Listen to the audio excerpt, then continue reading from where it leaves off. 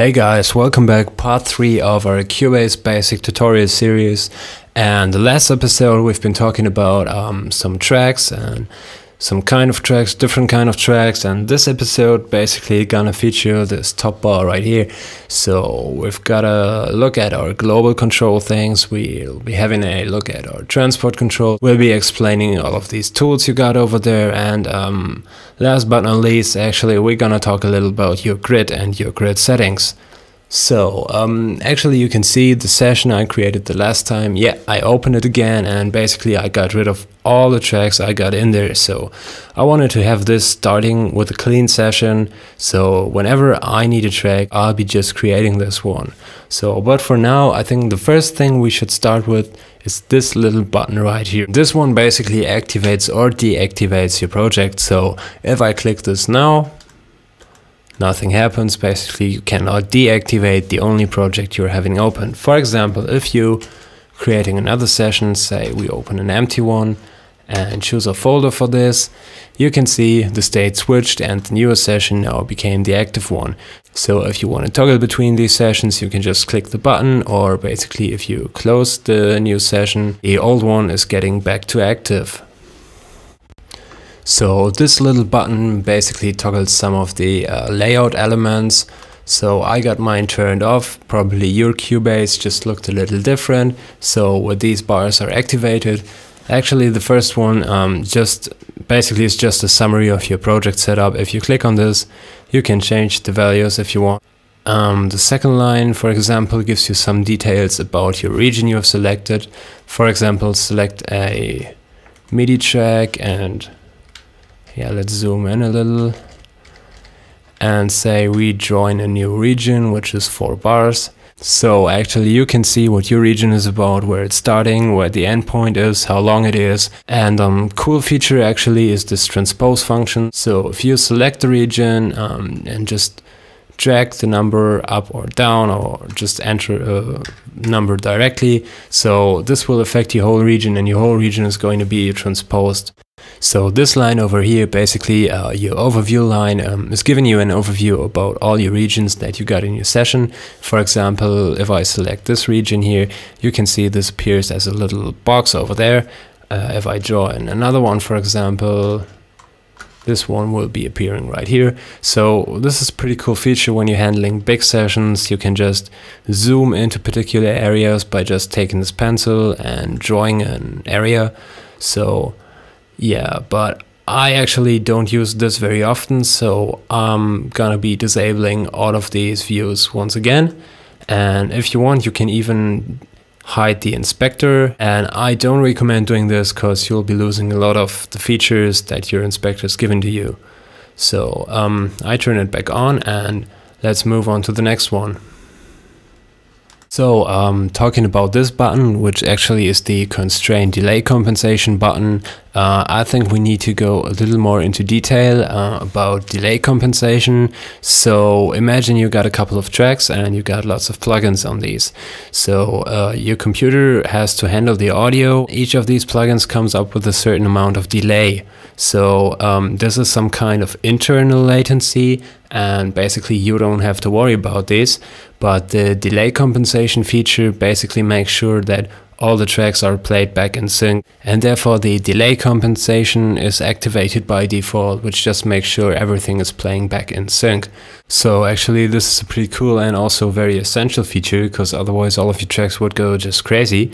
But on the other hand, the more tracks you got, the more plugins you got on these, the more your overall latency will increase. And now imagine this. So you're having a mixdown session, probably around, let's say 150 tracks, and each of these tracks has 8 plugins, so you're dealing with a lot of delay.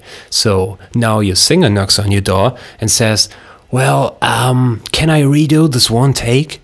And you're like, yeah, alright, no problem, just give me 1 hour to deactivate all of my plugins. So basically this button just disables and re-enables all of your plugins that cause a lot of latency temporarily. So very cool feature if you don't want to go through your mixer settings and disable all of these plugins by hand. So since I've been talking about these three now for very long, let's just quickly go through all of these functions over here. This one basically is the auto scroll feature, and this just determines what's happening as soon as your playhead is about to reach the end of your session view. So whether it starts scrolling automatically or it just disappears out of the screen. So pretty self-explaining. So are most of these controls. For example, this one just skips you back to the very beginning of your session. The one right next to it skips you to the end of your very last region. This one over here toggles cycling. So for example, if you mark up an area with your locators, we've been talking about these the last episode already. So whenever you play back and your playhead's reaching the area of these locators, so it will just repeat this area over and over again. Now you can move these locators to the other direction. For example, if you pull the left locator to the very right side and your playhead hits the area, you will see this area will just be skipped in total. Very cool feature. These three, I don't think we need to talk about this: stop, play, and record. So basically now, before we actually head on to our tools over here, let's just talk about the grid and the grid settings for a second. So as you can see, I zoomed in a little, focusing this one MIDI region, which is exactly 1 bar long, goes from 4 to 5, and when I try to move around this one now, actually you might have noticed this one only allows me to stick this to a specific grid. And this grid is determined by whatever you enter here. In this case, this is just set to bars. So I can move my region exactly 1 bar, or I can expand it by 1 bar or 2 bars or whatever. So of course you can change this to beat subdivisions. So if you look at the 1, 2, 3, 4 subdivisions we got here are now our grid. So we can just stick to this, and if you want to go even deeper into this, you can go for the use quantize feature and can determine whatever you want to have in detail right here. Of course, you can switch this type of view to the seconds, as we've already discovered in the project setup. So, and as you can see, we're not dealing with bars and beats anymore, we're dealing with seconds and milliseconds, and now the grid is determined by whatever you enter right here. So I think I just switch it back to my bars and beats again, go to bar, and make my MIDI region appear at the same spot where I had this in the first place. So the last point on this topic actually is the snap type, which you can select right here. So grid is the one that is set up by default. I think it's best for you to just try around and see individually what each of these is actually doing. So that's it for the grid right now, and let's head on to our tools, and therefore I'll be just setting up a couple of tracks in the first place. So I think the best way to show you these tools is to actually work with them. So I created 3 tracks, 2 stereo tracks right here, my loop and my kick channel, and also I created a guitar channel where I'm gonna be recording 2 chords of my acoustic guitar. So let's switch over to our Finder. And maybe you remember from the first part of the series, I created the samples folder and I already placed 2 clips right in there before we actually started the series. So the one is my hi-hat groove. I can play you this back for a second.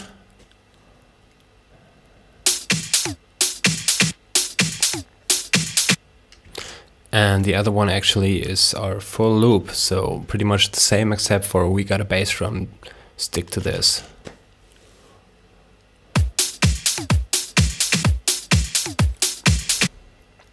So I don't know exactly which BPM they're at. We're trying to figure this out in a second, but for now let's just take our hi-hat groove and throw it right into our session. No, we don't want to make a copy to our audio files folder, and we don't need to convert anything. So just click OK for now, and we can see we got this right here. So actually the first thing we notice is that this little clip seems to be perfectly aligned to our 2 bars at exactly 120 BPM. So I'm not exactly sure what BPM we were dealing with the original file, but I'm pretty sure that this is not 120. So a little indicator for this is this little note symbol, which shows us basically that this audio file is being processed in the so-called musical mode. And what this basically does is it actually plays back the audio file synced to our master BPM. So we don't want to have this for now. We just double click this. This opens up the sample editor, and right here you can see the button where you can toggle between the musical mode and the regular mode. So we'll be talking about the sample editor in a later episode. We just closed this for now. And as we can see now, the clip is a little shorter than our 2 bars. So this indicates that the original clip is at least a little bit faster than our 120 BPM. So actually what we can do right now, we could just try figure out what the BPM of the clip is. So we just click our master BPM and speed it up a little. So maybe we're matching the BPM of the clip. And this seems to be pretty much at exactly 127 BPM. But in this case, we don't want to deal with 127. We want to go back to our 120 and want to make the clip fit to our BPM. So this is where your first tool comes in handy. So now this little pointer here is our main tool. We've been using this already a couple of times to move the region around or adjust the size of the region. So for this, we can just grab the lower corners and move this around. You can do a couple of other things. For example, you can set fades, like a fade out or a fade in. So whenever you want to have a clip faded, you can just use these little features. And you can adjust the overall volume the clip is being played back by grabbing this little white box right here. Basically what we're looking now at is the little subdivisions of this tool. So if you click on the arrow, you got the normal sizing feature and you got the sizing moves content feature. So if I select these and start moving the boundaries around, you actually can see what's happening here. Pretty much the opposite of the first one, because actually you're just keeping your endpoint of the region and you just start to move the content, so you change the starting point. So, but that's not what we're gonna need right now. What actually we want to have is the sizing applies time stretch feature. So, and as you can see, we got our 2 bars right here and the region is not filling up these 2 bars. If I put the grid back on and apply the sizing applies time stretch tool to this and size the region to exactly our 2 bars, there will be the time stretch effect applied to this. So pretty cool.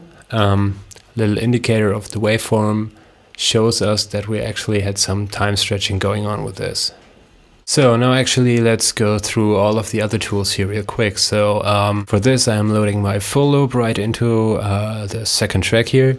And what I want to do with this, actually I want to cut everything out which is not a kick drum. So these actually, since we listened to this clip already, are obviously right in the gaps where we don't have any signal right in our loop track. Let's just cut out these. So we take our range selection tool, mark everything which obviously is not part of a kick drum. So this would be these in this case, and these, and these actually. So let's just listen to this. Yeah, this is pretty cool. So now I just feel like in these spaces where we have the snare drums, I feel like there could be also a copy of the kick drum. So we just select all of the kick drums and do a copy of this. We could either go with copy and paste, or in this case I'll be showing you an easier way, and for this you just hold down the option key and then click a region and move it around to make a copy to wherever position you want it. So we obviously want to make these a little quieter, and since they are selected and we still got our selection tool right here, we can just grab them by the top bar here and just say let's go for -3 dB on these or something. So let's listen to this.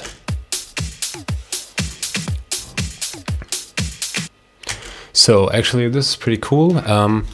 Yeah, so just let's head on to the other tools. For example, here we got the scissors tool, which basically allows you to cut a region according to the grid that you have selected. And yeah, if you made a couple of cuts and you don't want to have these, you just can take your glue tool and start clicking the regions back together.